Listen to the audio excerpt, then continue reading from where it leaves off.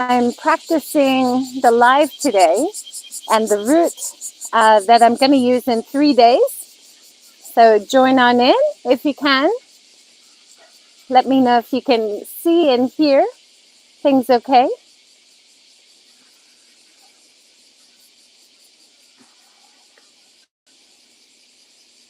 I'm starting in the Gate Park here. Gate Park is one of our newest areas. This was where the baseball stadium was, built right after World War II, right after the bombing. But during the war, it was where a shrine was, which they've moved to the castle grounds. But there was a Torii gate that survived here, which they also moved, which is really impressive to see. But one thing that they always try to do when they build a new development in Hiroshima is continue this peace line. So here we're standing on the peace line, looking at the A-bomb dome, as it's now called. And every time they have a new facility or development, they try to continue this peace line with the idea that if you're passing overhead, you would look down and you would see the peace line and wonder what that is. Oh, that's Hiroshima. We don't want that to happen again. Kind of extending the idea of peace beyond people on the ground. From this angle, you can also see the new Orizuru Tower that was created as a modern version of what the A-bomb dome was originally when it was built in 1915 as a way to promote Hiroshima tourism and Hiroshima products. And inside the wall of the Orizuru Tower, you can see hundreds of thousands of paper cranes.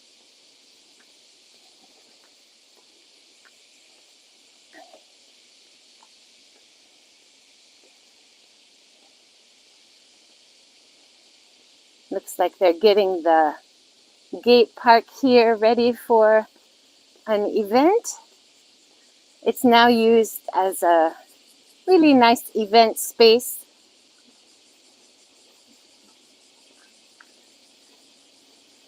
We've got big tents for shade and lanterns. On this side is a really fun pet shop.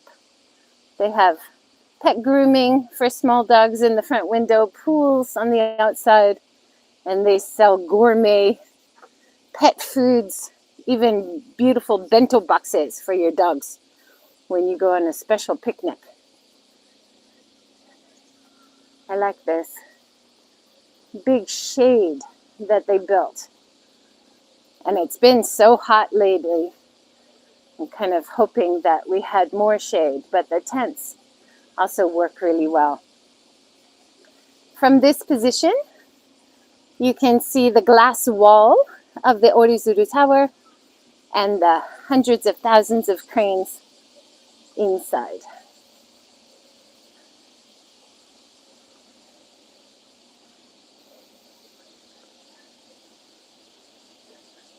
One of the other popular places in this complex is Eggs and Things here, a Hawaii cafe famous for its pancakes with too much whipped cream, and Starbucks, also very popular.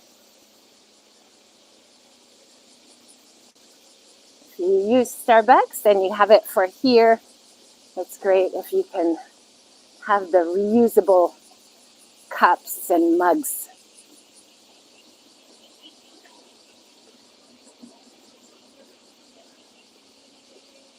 I've been trying the live so far with the external mic, so I'm going to turn it off and go back to what the phone can do at a certain point, but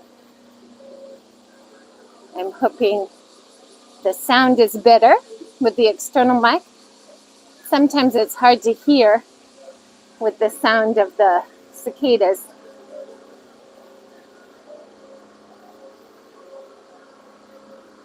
Here in August, we can see a lot of these beautiful pink flowers. I think they're called crepe myrtle. Someone told me the English name. And they're beautiful. And because this was the baseball stadium, they have some of the benches here from the stadium to connect to that part of the history. Some of the bleachers. And then here we have when Hiroshima Carp, the baseball team, won the pennant. Looks like the most recent was 2018.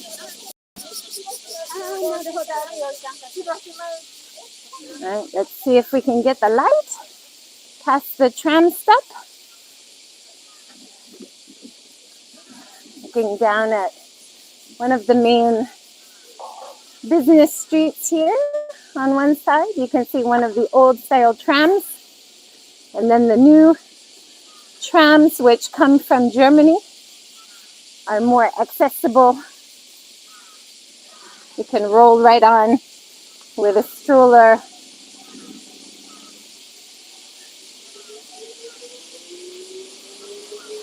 Now, on August 6th, apparently, we're going to have to wait in lines to get in. So I'll be doing this streaming a bit earlier.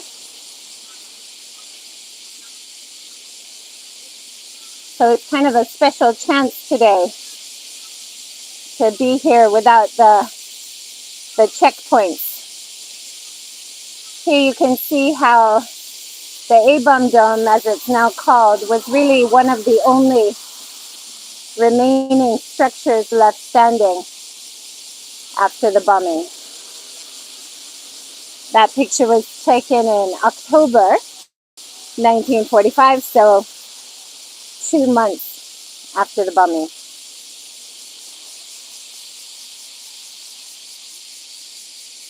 I'm going to try without the external mic.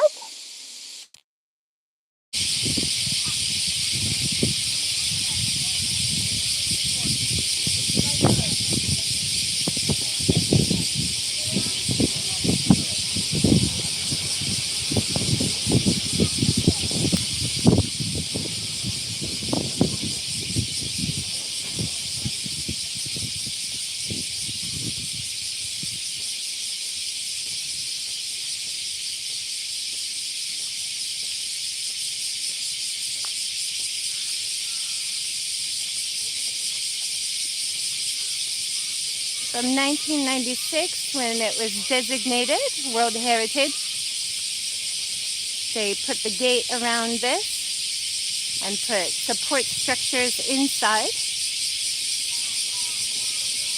to preserve it for all future generations of people who come and visit. Such an important thing to see for yourself, in hopes that nuclear weapons will never be used again.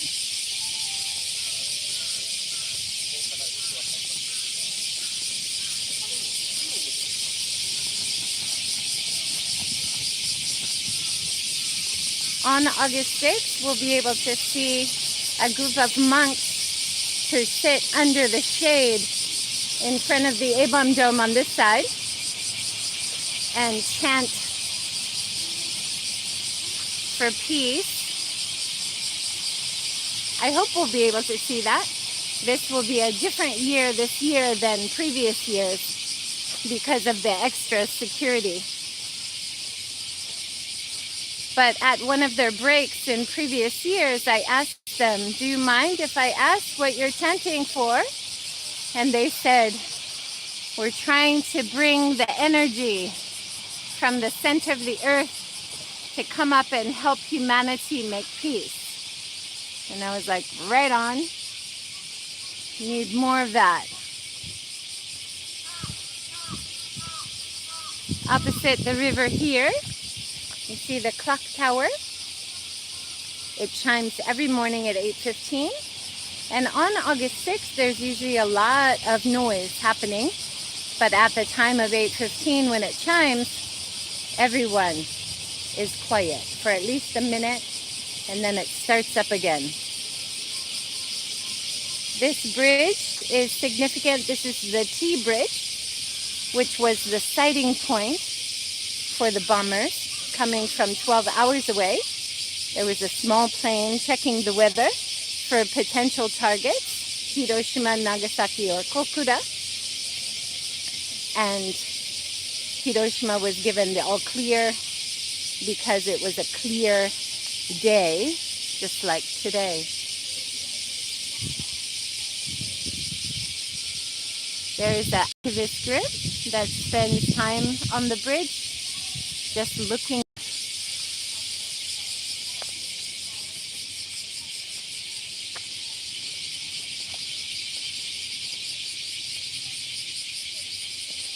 It's always powerful to see this amazing building.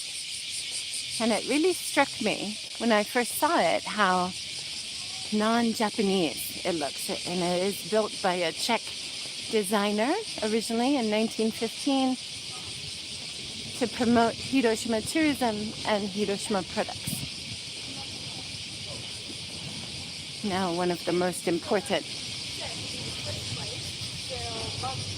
In Japan. You know about pizza? No. It's kind of like a round sponge cake that has a hole in the middle.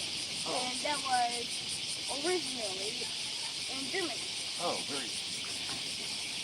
And second thing. Can I just shake your hand? I heard you're going to be making one of the speeches at the ceremony. Yeah. Congratulations. Thanks. Thank you for all of your work. Thanks.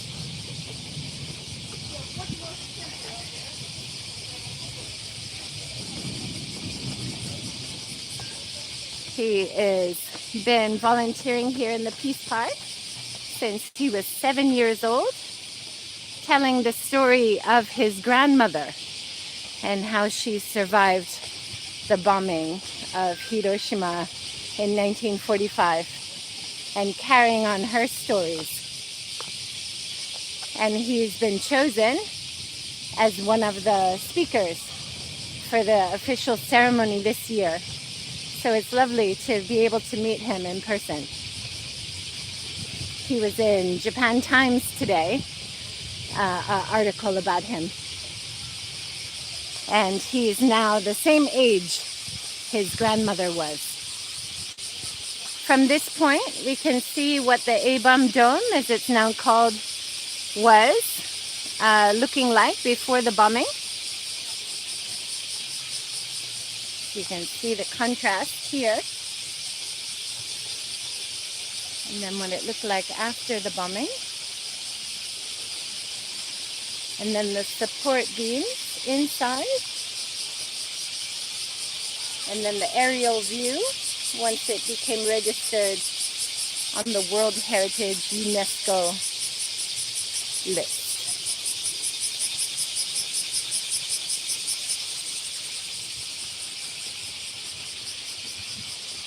Make our way over the bridge here and see a little bit of the main event area where they will have speeches and choir singing and release thousands of birds at the time of the blast, 8:15.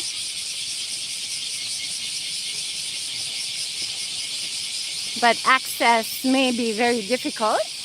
On the 6th, it sounds like there may be long lines from 6 a.m. to get to the front of the cenotaph and pay your respects.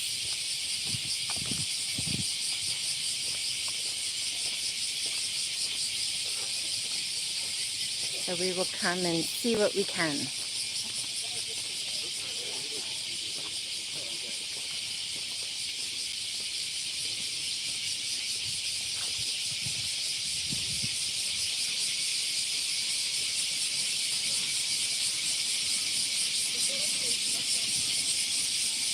If you came in the evening of August 6th, which we will do, all along this river here is covered in beautiful washi paper, Japanese washi paper lanterns. And people write messages of hope and peace for a better future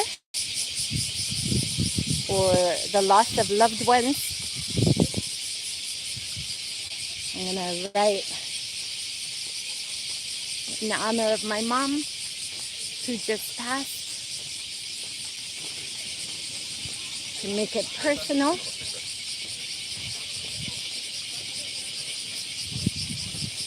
Peace is personal, isn't it? In this building on the left, it is a surviving building, and they have reused the building, renovated it. There's a cafe inside. You can see what the area looked like before the bombing at the top floor. And in the basement, you can see where one person actually survived. He was having a meeting with everyone at the top floor, forgot some paperwork, went down to the basement. The bomb dropped, and he was one of the only survivors in this area. He ended up living till almost 90, despite having so much exposure to radiation. And he's one of the many survivors who talks about the feeling of guilt for surviving. But the fact that he did survive made him feel strongly that it was his duty to keep telling the story in hopes that it would never happen again.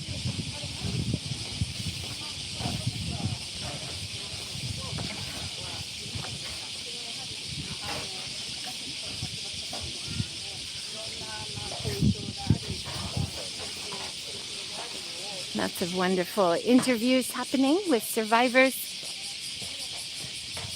as we lead up to the 80th anniversary of the bombing. The roses have just been blooming, and you can see the continuation of the peace line over the rose garden. I can smell the roses right now. It's really beautiful.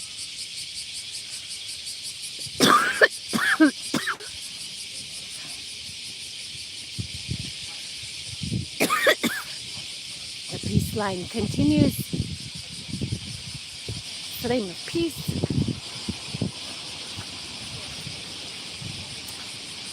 Children's monument in honor of a young girl named Sadako Sasaki, but really in honor of the activism of her classmates to get people to raise money, to sign petitions, to make the memorial for all the children who died.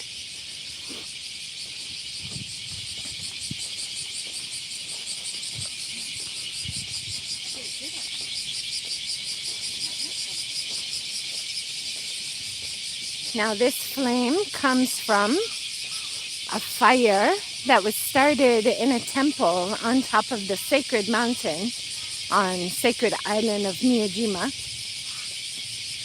But the designers of the park say they want to turn it off when there is no more war, no more nuclear weapons.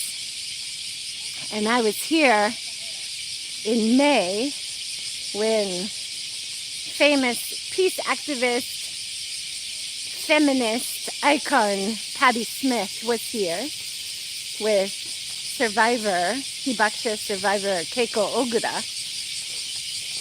And I was near enough as they were in front of the cenotaph here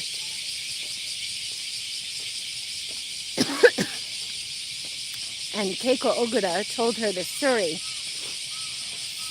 of the peace flame and wanting to turn it off when there's no more war. And I was so impressed to hear Patti Smith turn to her and say, Keiko, I hope that happens really soon. And I was like, right on, Patty. I love the optimism. Many of us wonder if we can ever turn it off. Can we ever have peace?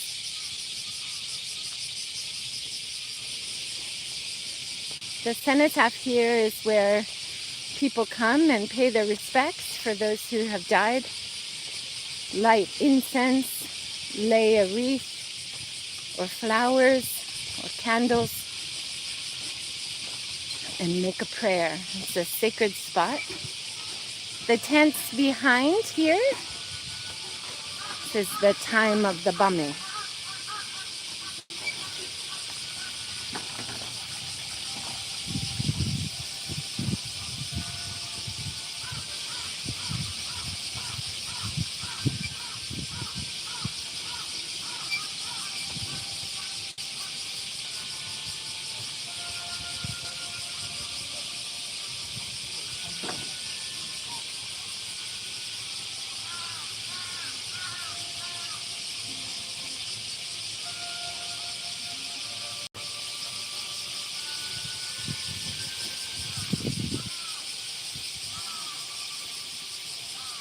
So at this time of 8:15 on August 6th, thousands of birds will be released into the air, and a minute of silence will be observed throughout the park.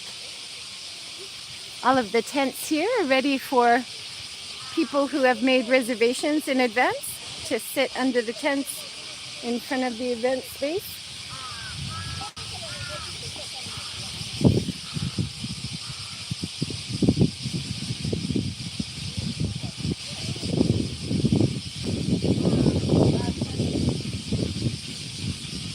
A lot of people will also stand in the shade of the trees and watch the event from the side.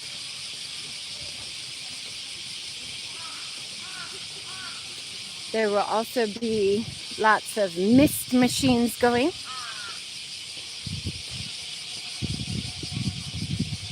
And people handing out beautiful origami that they have folded in hopes of peace. Handing it out, but also handing out ice water and cold towels.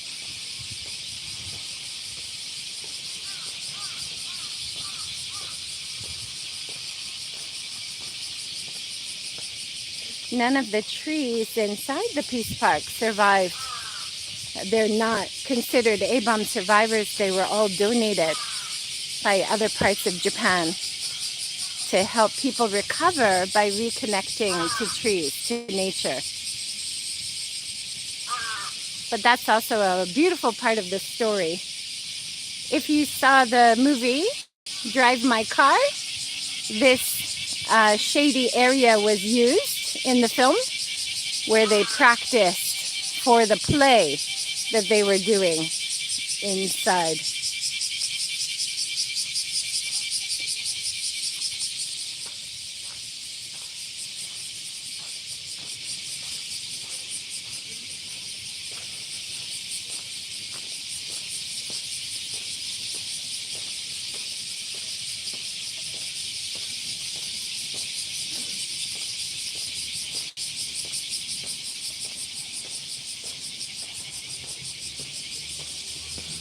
I can hear a choir singing along the river. We'll just do a loop here in front of the museum. And the museum was the first building built by Kenzo Tange, the architect designer who designed the Peace Park. And most of the reconstruction, not only for the Peace Park, but the whole city, was funded by local people, local businesses. And so behind the museum, there's a fountain in honor and also donated by Hiroshima Bank. Keeping the banks here, keeping the industry here was a key part of rebuilding Hiroshima with that vision of creating a high quality place to live. You see a crow up there on the museum.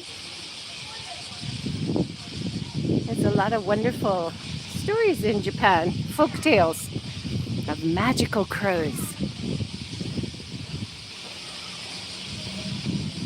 I love walking under the shade of the museum here. It's like it's framing the views you see around.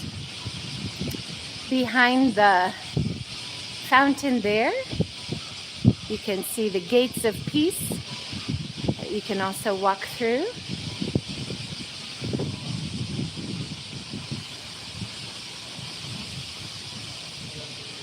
I heard the museum wasn't very popular when it was first built.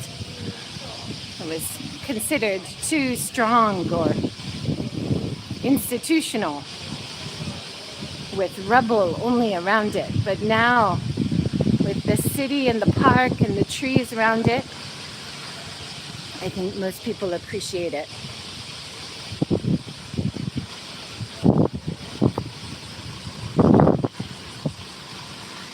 As we're walking up here, I'm going to try to change back to using the microphone just to test the sound, which is better.